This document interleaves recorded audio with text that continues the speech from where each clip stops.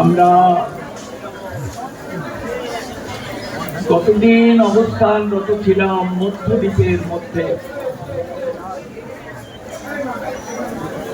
আমরা মধ্যদ্বীপ থেকে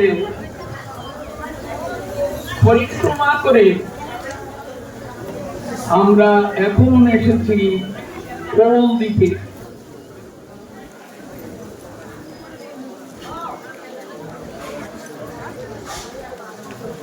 এখন এই কোল দ্বীপে এসেও এখন আমরা কোল দ্বীপের আখ্যান বর্ণনা করতে পারবো না। ওটা ওপারে গিয়ে গৌর গদাধর মন্দিরে গিয়ে বসে তখন আমরা আস্বাদন করব। এখন এই পরিক্রমার অগ্রভাগে ছিল ঈশান ঠাকুর, শ্রীনিবাস আচার্য প্রভু, নরোত্তম ঠাকুর মশাই এবং রামচন্দ্র কবিরাজ। তারা আমাদের অগ্রবর্তী হয়ে ছিল ঈশান ঠাকুর প্রদর্শিত স্থানগুলি তারা দর্শন করছেন।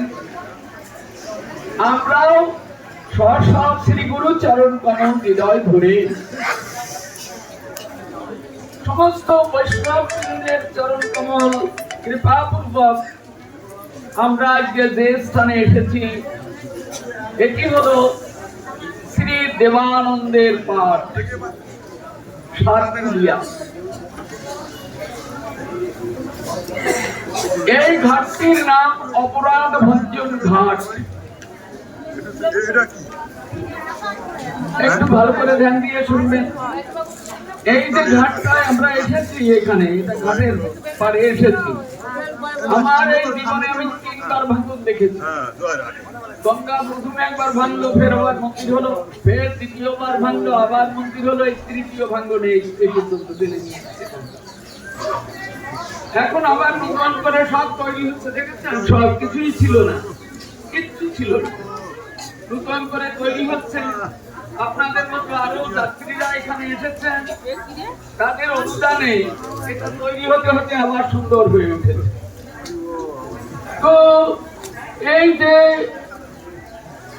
গঙ্গার তীরে এই পাঠটি দেবানন্দ পণ্ডিতের শ্রীপাঠ। এখন এই যে 500 বছর আগের কথা, সেটির পরিবর্তন তো হবেই। সব কিছুরই পরিবর্তন আসে, পরিবর্তন হয়, কিন্তু মনের কাছে যে জায়গাটা সেটার পরিবর্তন হয় না।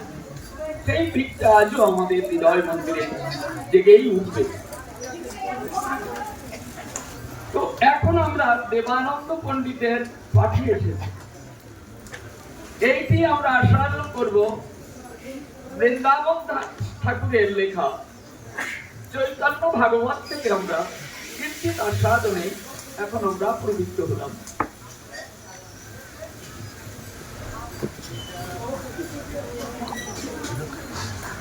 একদিন মহাপ্রভু তিনি নগর ভ্রমণ করবার জন্য তার ইচ্ছা হল।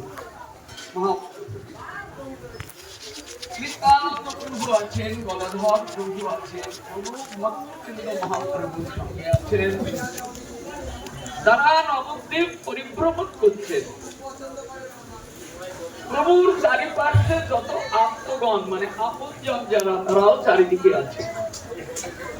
এইভাবে মহাপ্রভু নিতাই চাঁদ এই নবদ্বীপ মানে পরিভ্রমণ করে বেড়াচ্ছেন। পরিক্রমা নয়, পরিভ্রমণ, ঘুরে বেড়াচ্ছেন প্রভু নবদ্বীপের মধ্য দিয়ে। সার্বভৌম পিতা বিশারদ মহেশ্বর তার জঙ্গলে গেলা প্রভু বিশ্বম্ভর। জঙ্গল